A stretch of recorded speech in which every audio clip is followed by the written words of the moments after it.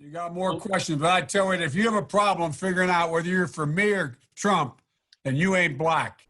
There is this narrative that if you aren't Democrat, that you are racist. For those of us who identify as conservative, right? I want to hear about your treatment within the black community, being an outspoken black conservative, and then I want to hear about the perceptions that you think people have of you.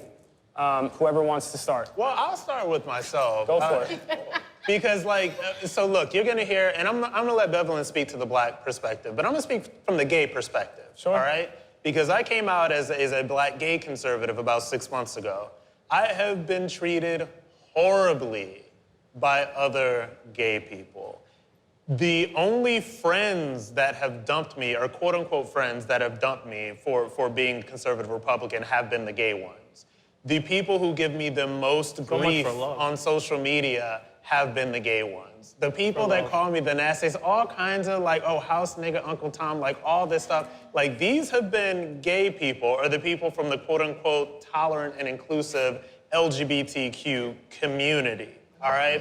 So this is what my experience has been. And being somebody that has been an advocate and still consider myself an advocate, just not in the way that they want me to be, I was very shocked by that. Because I think that when I came out as conservative, they like to push forward this veneer of inclusion and tolerance, and that dropped like that. If you don't speak up about Black Lives Matter, or you didn't post a black square last Tuesday, you are racist. While I do believe that silence is complicity, I can see why people don't speak up.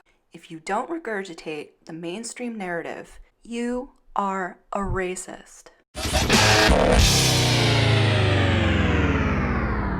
So the real question is, why is there this narrative? It appears that much of it has to do with the South. Abraham Lincoln was a Republican and is famous for abolishing slavery. Recently, a statue of Lincoln in London was vandalized. Lincoln's statue vandalized even worse than Churchill's at the Black Lives Matter protest in London. Lincoln, of course, is the president who freed the slaves and got an assassin's bullet to the back of his head for doing it. That still wasn't enough. The Republican Party was for equal rights up until about the 1960s. In 1957, Republican President Dwight Eisenhower sent federal troops into Arkansas to desegregate Little Rock Central High School. 1963, John F. Kennedy, a Democrat, broke with the party ideology and used Eisenhower's playbook to federalize the Alabama National Guard and force the desegregation at the University of Alabama. So much for defunding the police, right? As you can see, it wasn't the Democrats who opposed Civil Rights Act and the Republicans who favored it. Everyone supported the Civil Rights Act except for the South. It was Southern politics from both parties who voted against the legislation. But Goldwater, a Republican, managed to win 5 Southern states that election, which was unheard of for a Republican. How did Goldwater do that? He won those states by opposing the Civil Rights Acts. Demonstrate against Goldwater in the largest civil rights demonstration since the March on Washington last summer. I am compelled to urge Negroes and all people of goodwill to vote against him. His election would be a tragedy and certainly suicidal almost for the nation and the world. You know, nobody knows, or none of us knew, what Senator Goldwater's motives were. We had to take him at his word that this was a constitutional, a philosophical objection. People respected that there could be a difference of opinion, but he was wrong. He was just plain wrong. And because he was wrong, he made his party wrong, and he made the Democrats right. Maybe it's just me, but it's white people who are the ones obsessed with race and political correctness, to the point where they see racism incorrectly. Part of this video is in response to T-Bear. T-Bear made a video the other day about Ellen Fisher's alternative viewpoint. I wish T-Bear would have shown this part of Mariana's video. how do you deal with somebody who is black or brown who doesn't see themselves less than you or less than any white person? What do you do there? What do you do when there's a black woman like me who's very strong and empowered and truly does not think that she's going to be held back because of her skin color, and actually feels very privileged in the world? I feel very privileged to be a black woman in America. And look, I'm not saying racism doesn't exist. I'm not saying there's problems that don't need to be looked at and stuff. But like, I wake up every day and I'm grateful for just even having food in my own home and a job. Well, I'm not working right now, but a job and a car and family. And like, how am I supposed to feel that people are just constantly making these posts and just finding ways to let people know that they have so much privilege because of their skin color?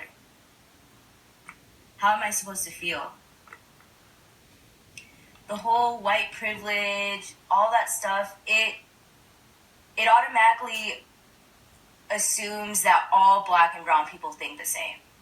That they see themselves as a victim, or that they're gonna have struggles in life. Like, dude, we just had a black president for 8 years. If that's not fucking power, I don't know what is, And we have so many black and brown people in power.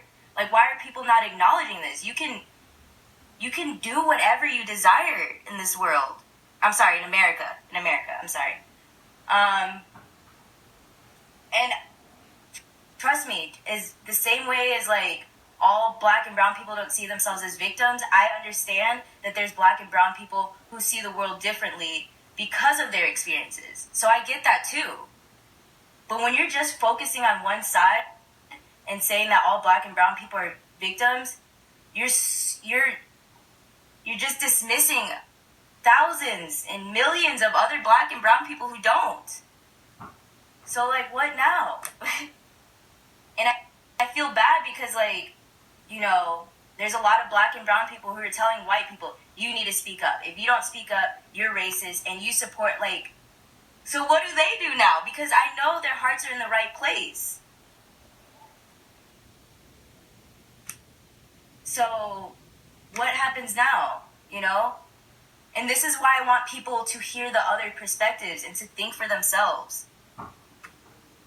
I don't want white people to feel like they need to dig for some racist stuff that's not even inside of them. Like, that's not who they are. That's so unfair to ask people, check your privilege and look inside. You have some deep-rooted racism. Like, what? Yesterday I seen a post and it said, like, privilege is a podium, like, pass the mic. And it's like a white hand passing it over to a black hand. And I'm like, wow, that is so patronizing. Like, what the fuck? Does anybody not see this? That person, you might as well be passing down the mic, Like, why does it have to be one or the other?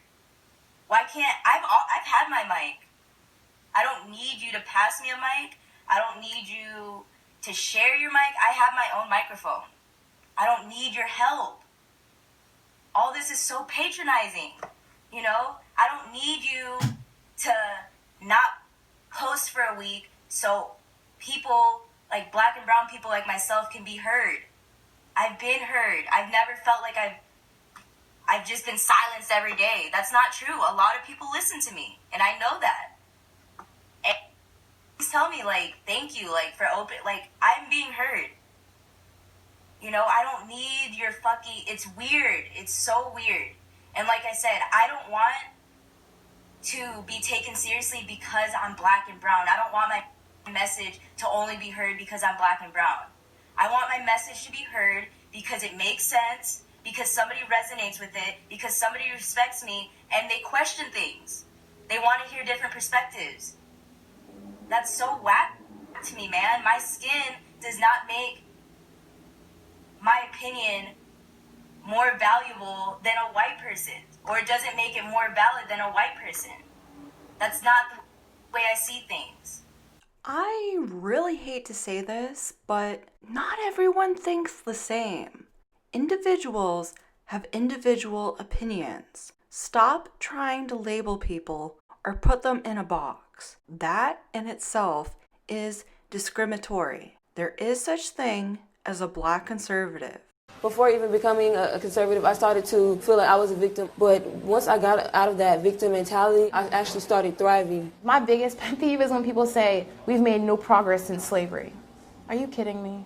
A lot of what I heard today was the narrative that Democrats really don't care about Black people. We sit in these really bad, dilapidated, broken communities. Democrat policies have continuously been implemented, and they have not worked. And believe it or not, there is such thing as vegan conservatives. Again, trying to lump people into the same category is in fact a form of racism. Whatever happened to, I don't know, people just liking each other for who they are?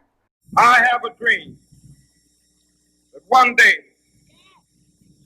this nation will rise up, live out the true meaning of its creed. We hold these truths to be self-evident that all men are created equal. I have a dream that one day on the red hills of Georgia, sons of former slaves and the sons of former slave owners will they be able to sit down together at the table of brotherhood